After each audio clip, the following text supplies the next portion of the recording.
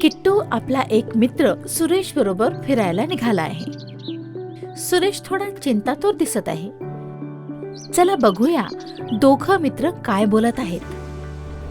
मित्रा किट्टू, तुला एक गोष्ट सांगायची आहे, पण तू कोणाला सांगू नको, आपल्यामध्येच ठेव प्लीज. अरे हो बाबा सुरेश, हे काय सांगायला हवं. सांग काय झालं. अरे मी विचार करतोय की टेस्ट करून घ्यावी. कोणती टेस्ट आणि का? HIV ची टेस्ट मित्रा. आता तुझ्यापासून काय लपवायचं. तो जो माझा खास क्लायंट आहे ना, अरे त्याच्याबरोबर कधी कधी कंडोम शिवाय पण होऊन जातं. म्हणून विचार करतोय टेस्ट करून घ्यावी, पण तशी भीती पण वाटते भाऊ. अरे घाबरू नको सुरेश, हा तर खूप चांगला विचार करतोयस. HIV ची टेस्ट तर करून घेतलीच पाहिजे. तेव्हाच तर तू सेफ राहशील आणि आपल्या साथीदाराला पण सेफ ठेवू शकशील. पण एक गोष्ट सांग, या टेस्टमध्ये काय करत असतात? सगळ्यात पहिल्यांदा टेस्टच्या पूर्वी आणि नंतर तुझं चांगल्या प्रकारे काउन्सिलिंग होईल. जर तुला HIV संबंधित काही प्रश्न असतील तर न घाबरता तू आपल्या काउन्सिलरला विचारू शकतोस. ते पण तुला काउन्सिलिंगच्या वेळी चांगल्या प्रकारे सांगतील की टेस्टच्या वेळी काय होईल, कसं होईल वगैरे वगैरे. ही सगळी माहिती दिल्यावर तुझी परवानगी घेऊन टेस्ट केली जाईल. आणि जर टेस्टमध्ये स्टेटस HIV पॉझिटिव्ह आलं तर काय ते सगळ्यांना सांगतील? मुळीच नाही.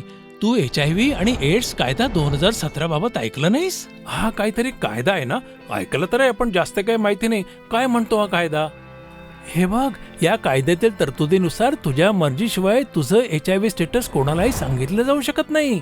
बरं किट्टू, समज मी पॉझिटिव्ह आलो तर माझे काउन्सिलर काय करतील? पहिल्यांदा तर ते तुझं काउन्सिलिंग करतील, तुला इलाजाबाबत सांगतील. मग ते याचा अंदाज घेतील की तुझ्यामुळे तुझ्या साथीदाराला HIV होण्याचा धोका आहे का नाही. इतका सगळा झमेला कशासाठी किट्टू? हे बघ, जर तुझ्या साथीदाराला तुझ्यामुळे HIV होण्याचा धोका आहे तर तुझे डॉक्टर आणि काउन्सिलर प्रयत्न करतील की तू स्वतः आपल्या साथीदाराला आपलं स्टेटस सांगावं, म्हणजे तो पण आपली टेस्ट करून घेऊ शकेल. आणि जर मी नाही सांगितलं तर? जर तू मना केलं सांगण्याकरता तर तुझ्याशी बोलूनच ते तुझ्या साथीदाराला सांगतील. त्यांची पण काउन्सिलिंग करतील, म्हणजे ते आपली टेस्ट करू शकतील. पूर्ण प्रक्रियेत प्रयत्न फक्त हाच राहील की तू आणि तुझा साथीदार सेफ, सुरक्षित आणि स्वस्थ राहाल.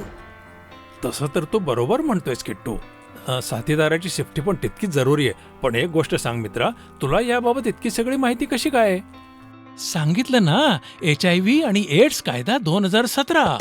आम्ही ऐकली एक गोष्ट आहे, HIV एड्स कायदा आता सोबत आहे. शिकूया आणि समजूया, सर्वांना समूया, हा धडा महत्वाचा आहे.